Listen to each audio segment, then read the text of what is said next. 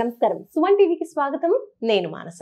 ఈ రోజు మనతో పాటు ఉన్నారు ప్రముఖ ఆధ్యాత్మికవేత్త శ్రీ గోవింద కల్పవృక్ష నారసింహ సాలగ్రామ ఆశ్రమ నిర్వాహకులు, నృసింహ ఉపాసకులు డాక్టర్ కృష్ణ చైతన్య స్వామి గారు. వారితో మాట్లాడదాం. స్వామి నమస్కారం అండి. నమస్కారం అమ్మా. స్వామి, ఇప్పుడు మహాలయ పక్షాలు వస్తూ ఉన్నాయి. మహాలయ పక్షాల్లో అందరూ కూడా పితృపక్షాలు అని కూడా అంటూ ఉంటారు. పితృ తర్పణాలన్నీ కూడా చేస్తూ ఉంటారు. కాబట్టి మహాలయ పక్షాలు 8 నుంచి 21 తారీఖు వరకు ఉన్నాయంటున్నారు. భద్రాచలంలోని మీ ఆశ్రమంలో ఈ రోజుల్లో ఎలాంటి కార్యక్రమాలు నిర్వహిస్తున్నారు, ఎలాంటి పూజలు నిర్వహిస్తున్నారు తెలియచేయండి. మహాలయ పక్షాలు అనేటువంటివి సాధారణంగా అత్యంత విశేషమైనటువంటివి. అంటే గతించినటువంటి మన పితృదేవతలకు ఈ 15 రోజుల కాలం పాటు తర్పణ శ్రాద్ధ కార్యక్రమాలు నిర్వహించడం అనేటువంటిది అత్యంత విశేషం. ఈ గతించినటువంటి ఈ పితృదేవతలు ఎవరైతే ఉన్నారో వాళ్ళందరికీ కూడా మోక్షానికి ఈ 15 రోజులు కూడా మనం చేయడం అనేటువంటిది ఖచ్చితమైనటువంటిది. అంటే పితృ రుణం అనేటువంటిది తీర్చుకోవడానికి ఇది చాలా విశేషమైనటువంటి రోజులు. మన భద్రాచల దివ్యక్షేత్రంలో పావన గోదావరి నదీ తీరంలో కల్పవృక్ష నరసింహస్వామి వారి యొక్క ఆశ్రమంలో ఈ గత 8 సంవత్సరాల నుంచి కూడా చాలా వైభవంగా భక్తి శ్రద్ధలతోటి, అత్యంత భక్తి శ్రద్ధలతోటి ఈ మహాలయ పక్షాలు అనేటువంటివి మనం నిర్వహిస్తున్నాం.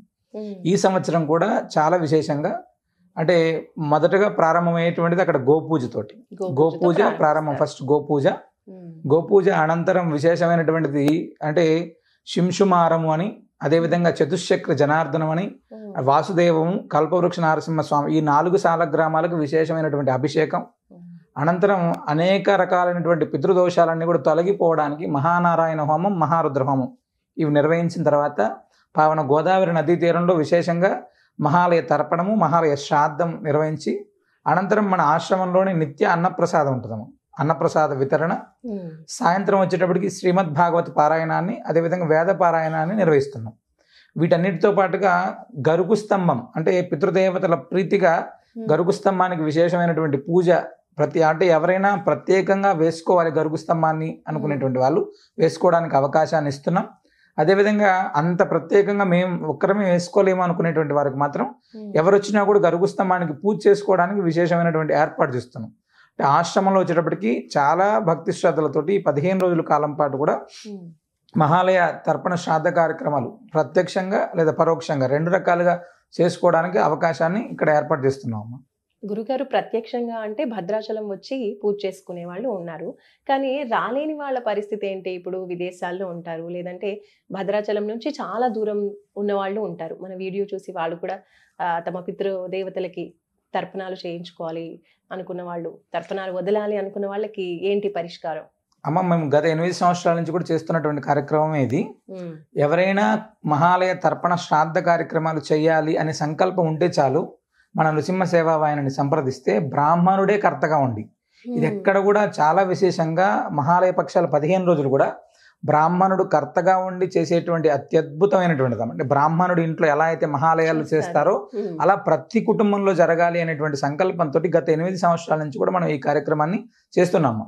దూర ప్రాంతాల్లో ఉండేటువంటి వాళ్ళు కావచ్చు, లేకపోతే చెయ్యాలనేటువంటి సంకల్పం ఇది ఉంటే విదేశాల్లో ఉన్నటువంటి వాళ్ళు కావచ్చు, ఎక్కడ ఉన్నటువంటి వాళ్ళైనా సంప్రదిస్తే చాలు, మనల్ని సంప్రదిస్తే బ్రాహ్మణుడు కర్తగా ఉండి ఆ 15 రోజులు కూడా గతించినటువంటి మీ పితృదేవతల ప్రీతిగా తర్పణ శ్రాద్ధ కార్యక్రమాలు, నారాయణ హోమం ఇవన్నీ కూడా జరుగుతాయమ్మా. గురుగారు, మేము ఒక విషయం విన్నాము, మీరు చాలా మందికి అంటే మీరే కర్తగా ఉండి స్వయంగా నిష్ఠగా ఈ సార్థ కర్మలన్నీ కూడా మీరు దగ్గరుండి చేయించారని కూడా విన్నాం చాలా మందికి కూడా.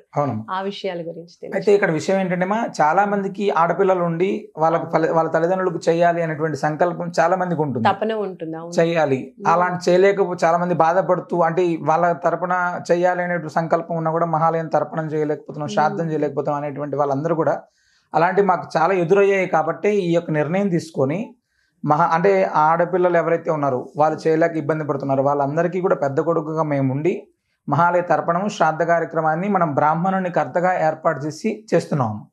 అదేవిధంగా చాలా ఇళ్లలో కూడా ఆర్థిక పరిస్థితులు కావచ్చు, సమయాభావం వల్ల, లేదా ఆరోగ్య స్థితులు కావచ్చు, వీటన్నిటి వల్ల చేయలేకపోతున్నాం అని బాధపడేటువంటి వాళ్ళు ఎవరైనా సరే మహాలయంలో మేము చేయాలి అనేటువంటి సంకల్పం ఉంటే చాలు, మన దగ్గర ప్రత్యేకంగా బ్రాహ్మణుని ఏర్పాటు చేసి, చాలా మంది బ్రాహ్మణులను ఏర్పాటు చేసి ఈ మహాలయ తర్పణం శ్రాద్ధం అనేటువంటిది మనం చేస్తున్నాం. ఇది చాలా విశేషమైనటువంటిది, వరాహ పురాణంలో కూడా ఉంటుంది. దీనికోసం ప్రత్యేకంగా ఇలా చేస్తే ఇంకా విశేషం అయినటువంటి ఫలితం కూడా ఉంటుంది. గురుగారు, కొంతమందికి పితృదోషాలు ఉంటాయి కదండి, ఈ మధ్యన ఈ విషయాలు చాలా ఎక్కువగా పితృదోషాల గురించి మాట్లాడుకుంటున్నాం కాబట్టి పితృదోషం ఉన్నవాళ్ళు ఖచ్చితంగా ఈ మహాలయ పక్షాల్లో ఈ పూజ చేయించుకోవాలి, లేదంటే ఈ విధి విధానం పాటించాలి అంటే ఏదైనా ఉందంటారా? అంటే సాధారణంగా పితృదోషాల ప్రభావం అనేటువంటిది మన ఇళ్లలో అంటే దుర్మరణాలు పాలవుతాను, ఆత్మహత్యలు చేసుకోవడం వలన, లేదా వారికి సంబంధించినటువంటి పితృకర్మలు అనేటువంటి సరిగ్గా నిర్వహించకపోవడం వలన ఇవన్నీ కూడా మనం వింటున్నాం. అంటే పితృదోషాల ప్రభావం అనేటువంటిది ఎప్పుడైతే కుటుంబంలో ఉంటుందో ఆటోమేటిక్గా ఆ కుటుంబం యొక్క ఉన్నతి తగ్గుతుంది, ఆర్థిక స్థిరత్వం ఉండదు, లేదా వివాహంలోనూ సంతానంలోనూ ఇలాంటి రకాలైనటువంటి వివిధ రకాలైనటువంటి ఇబ్బందులు అనేటువంటివి మనకు కొనసాగుతాయి. వాటి వల్ల పితృదోషాలు తొలగించుకోవడానికి వివిధ రకాలైనటువంటివి. ఫస్ట్ మనందరం కూడా పితృదోషాలు తొలగిపోవడానికి 1 సంవత్సరంలో శ్రాద్ధం పెట్టి వదిలేస్తే పితృదోషం పోతుంది అనుకోవడం తప్పమ్మ.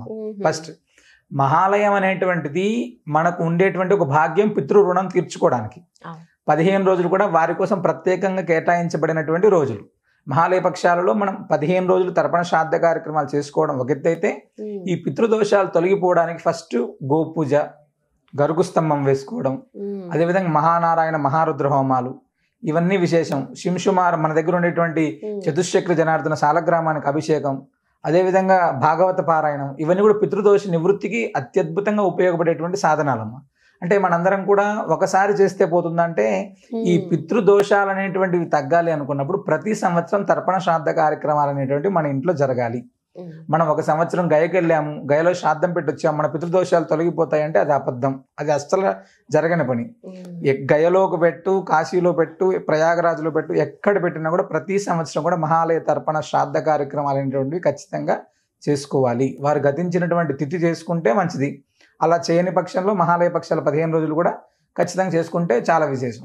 గురుగారు, మరి ఇప్పుడు చనిపోయిన వారి తిథి మనకు తెలియదు అనుకోండి, అలాంటప్పుడు మరి 15 రోజుల్లో ఏ రోజు చేసుకోవాలి, వాళ్ళకి తర్పణాలు ఏ రోజు వదలాలంటారు? మహాలయ పక్షాలు అనేటువంటివి 15 రోజుల్లో ఎప్పుడైనా చేసుకోవచ్చు. ఒకటి ఫస్ట్ ఎప్పుడైనా పర్వాలేదు. అదేం తెలియనప్పుడు మహాలయ అమావాస్య రోజు ఎవరైతే తిథి తెలియనప్పుడు మహాలయ అమావాస్యలో తర్పణ శ్రాద్ధం చేసుకోవడం అనేటువంటిది చాలా విశేషం అమ్మ.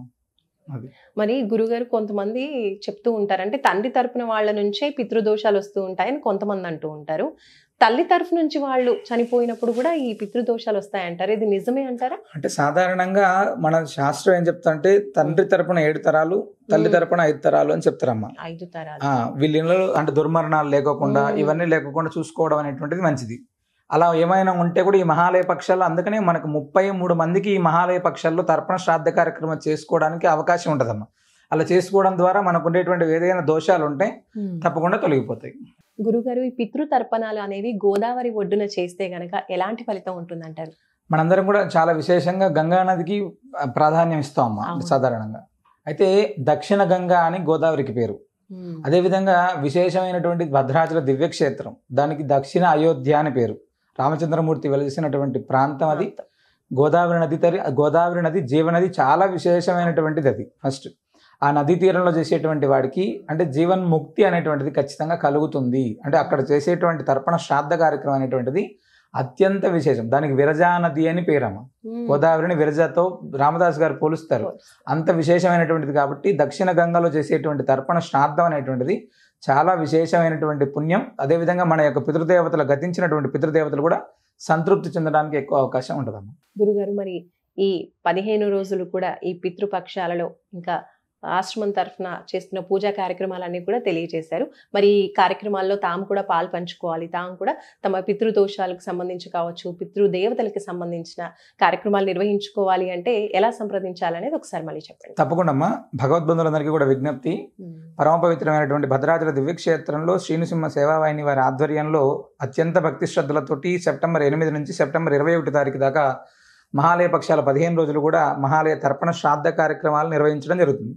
మీరు కూడా గతించినటువంటి మీ పితృదేవతలకు ఈ తర్పణ శ్రాద్ధ కార్యక్రమాల్లో పాల్గొనాలి అనుకుంటే తప్పకుండా స్క్రీన్ మీద ఉన్నటువంటి నెంబర్ని సంప్రదిస్తే మీ గతించినటువంటి పితృదేవతలకు సంబంధించినటువంటి వివరాలు తెలుసుకొని ఈ యొక్క నమోదు చేసుకొని ఆ కార్యక్రమాన్ని నిర్వహించడం జరుగుతుంది. ధన్యవాదాలు గురుగారు. నమస్కారం.